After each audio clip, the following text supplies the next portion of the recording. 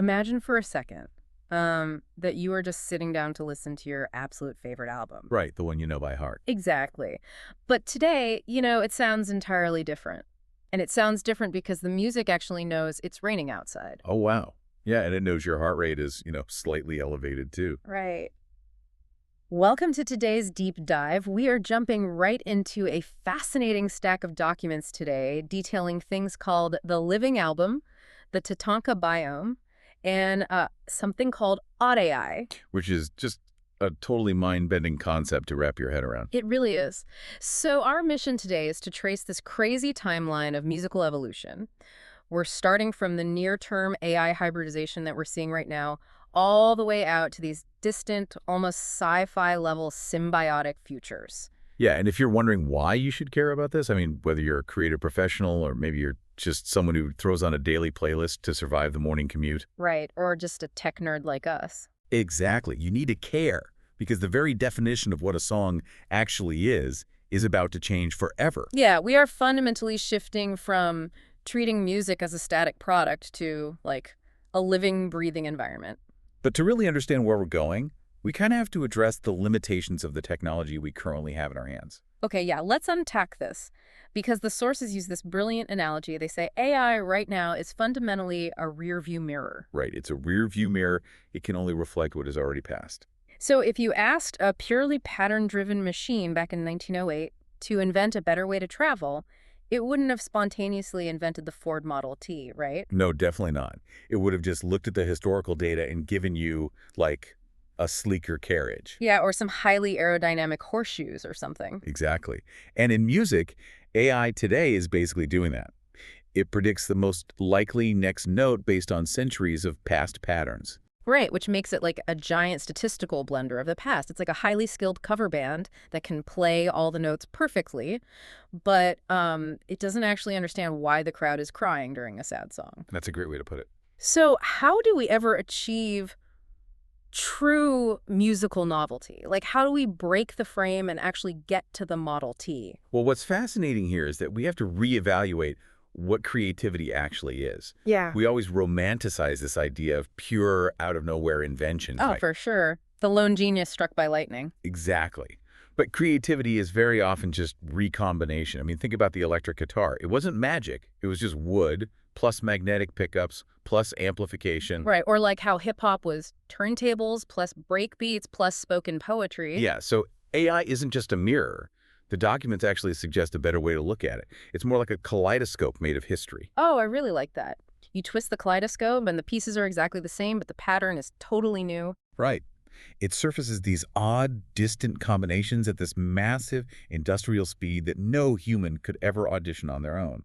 Like giving you a Gregorian chant layered over a drum and bass rhythm, but with the harmonic structure of a 1920s jazz standard. Exactly. But the true novelty happens because humans still decide what rules to ignore. A human decides when a technically wrong note actually sounds incredibly interesting. The human sets the compass and the machine surveys the terrain. But let's get practical for a second. How do creators actually implement this iterative AI dialogue today? Yeah, that's the big question. Because if I log into a platform right now, like Suno or Producer.ai or whatever, I'm just typing in text. How do I stop asking it for better horseshoes? Oh, the golden rule from the text is actually really simple. You prompt for behavior, not genre. Okay, prompt for behavior. What does that look like? Most people go into these tools and type, create a lo-fi hip-hop track with relaxing piano. Right, which keeps the AI totally trapped in that rearview mirror. It's just mimicking a box that already exists. Exactly. Instead, creators need to provide prompts that act more like blueprints. You have to define an environment, a function, and a listener state.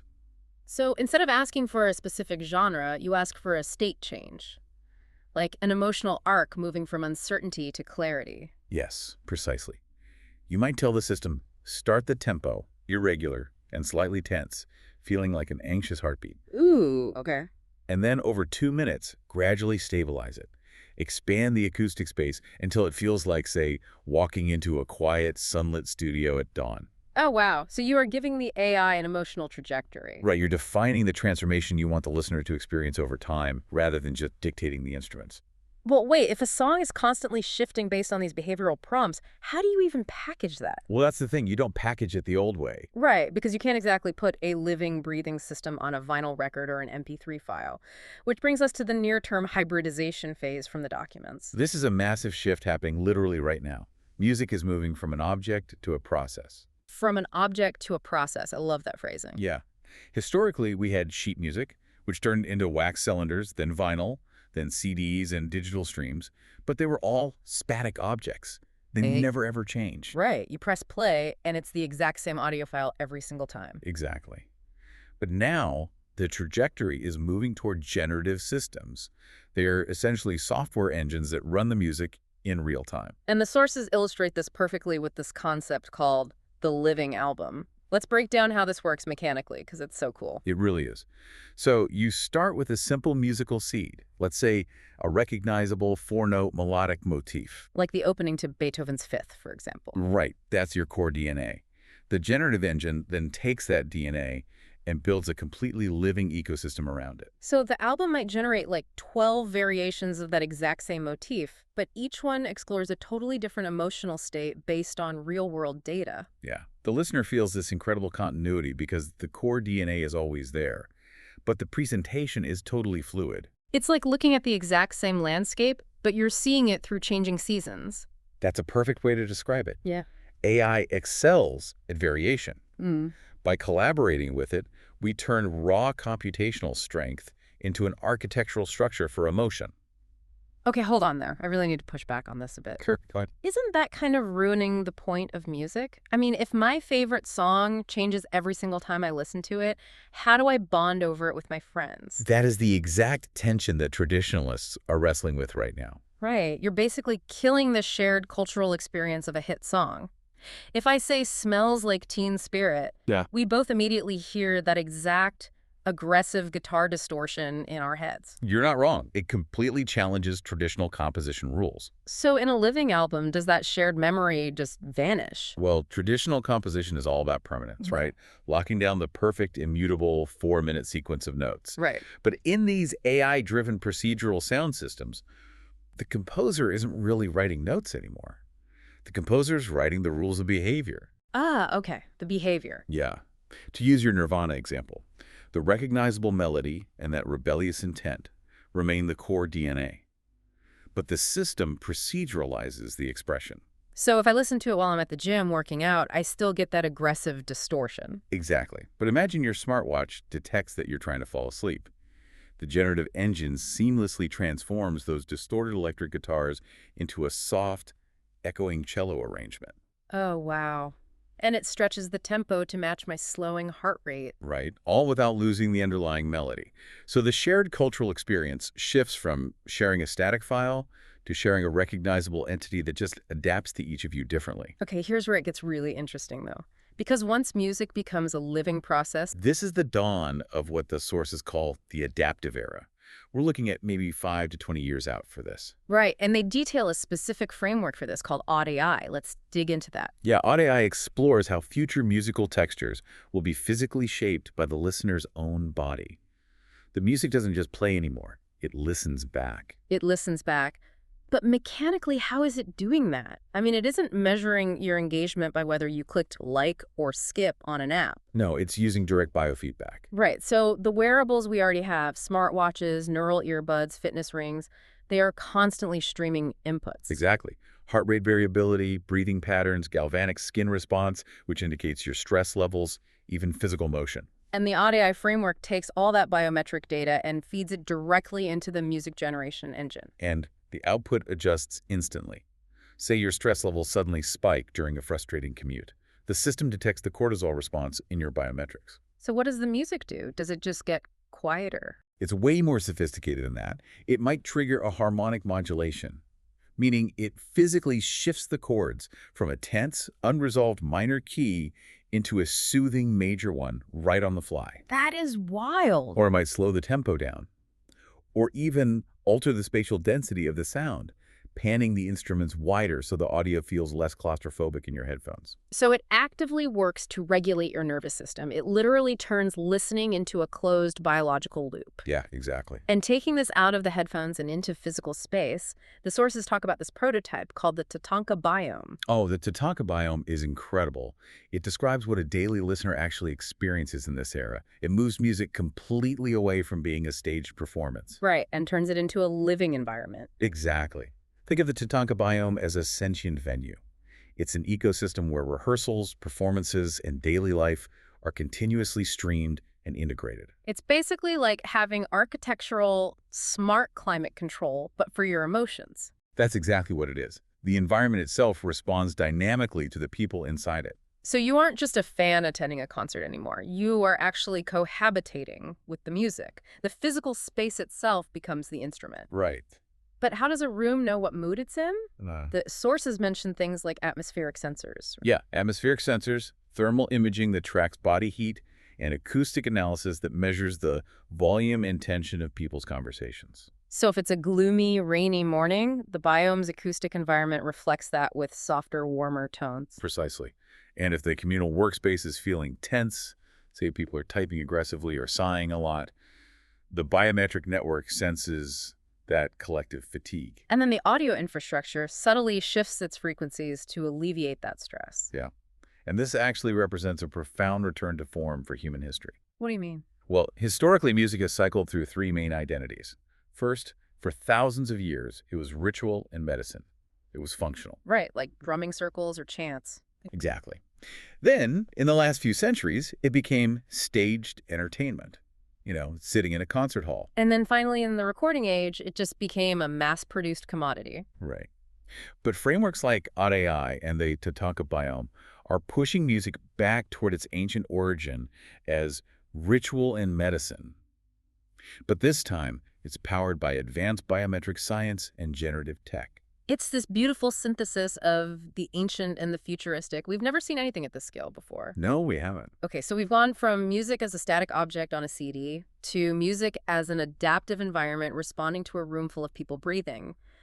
But what happens when we remove the physical instruments entirely? Oh, man. Yeah, what happens when we remove the physical room itself? Let's push this to its absolute sci-fi limit. Okay, then we enter the distant future, what the documents call the symbiotic era. We're looking roughly 20 to 100 years ahead here. And this is where music becomes a direct interface between mind, machine, and environment. The text points to neuromusic. Right, neural music is direct, thought-driven composition. Just imagine having no instrument in your hands, no microphone in front of you, just pure intention. It sounds like magic, but the mechanics are grounded in developing tech. Right, mechanically, how do we get from a thought to a symphony? Through neural interfaces. Things like advanced non-invasive EEG bands or full brain computer interfaces. They map brainwave frequencies directly to MIDI logic and generative synth parameters. So the electrical activity in your motor cortex or the emotional valence in your amygdala, that translates instantly into sound structures. Yes. The mind itself becomes the ultimate instrument. You completely bypass the physical limitations of, clumsy fingers on a fretboard or vocal cords entirely. The role of the musician just fundamentally transforms. You transition from being a physical player of objects to becoming a conductor of your own nervous system. Exactly. You are thinking in pure emotional texture, and the AI translates that neural intent into acoustic reality. And it doesn't even stop at the individual genius sitting alone in a room. The documents bring up something called collective consciousness music. This is where it gets truly wild. I want you to imagine a swarm of 10,000 listeners gathered in a massive space or even distributed globally across the internet. Right, and all of them are sharing their emotional input simultaneously through these neural links. The AI processes the aggregated emotional state of the entire crowd to generate a single living organism of sound. It's not a band playing for a crowd anymore. The crowd is generating the soundscape together in real time, literally just by feeling. That is just staggering to think about. And if we connect this to the bigger picture, this represents a massive philosophical shift. We are completely redefining the fundamental human purpose of creating music. Yeah, because since the invention of the phonograph, we viewed music primarily as a vehicle for personal expression or just commercial entertainment. But in this symbiotic future, it becomes a collective environmental experience. It literally becomes civilizational infrastructure. Civilizational infrastructure. I have to admit, that is a heavy, almost intimidating concept. It really is. You're talking about sound as a public utility, like water or electricity. It is heavy, but it is the logical endpoint of this technology. Think about how a city functions today. It has physical infrastructure to manage traffic, water, and waste. Right. But what about emotional infrastructure? Exactly. If music can regulate the stress of an individual through biofeedback, a city could use adaptive environmental audio to regulate public health on a macro scale. So it could use specific harmonic frequencies to ease traffic tension during rush hour? Yes, or foster social cohesion and lower aggression in crowded public squares. Sound would quietly, invisibly shape the emotional climate of society. And the sources actually reveal a proposed name for this entire co-evolutionary movement. They call it the symbiotic arts. I love that term. It's beautiful because it isn't just human art, and it isn't just machine art either. No, it's a shared evolutionary path where biological intelligence and artificial intelligence learn to create together. It implies partnership, rather than the domination or replacement we usually fear when we talk about AI taking over art. Exactly.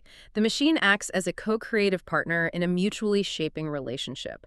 We are no longer composing tracks, we are engineering experiences. Exactly. So what does this all mean? We have traced an incredible timeline today. We really have. We started with the realization that using AI merely to predict the next note based on historical data is, well, it's like driving while staring in a rearview mirror. Right. But by prompting for behavior instead of genre, we step into the near-term reality of the living album. Where we take a simple musical motif and allow a generative engine to transform it into an evolving ecosystem that never plays the exact same way twice.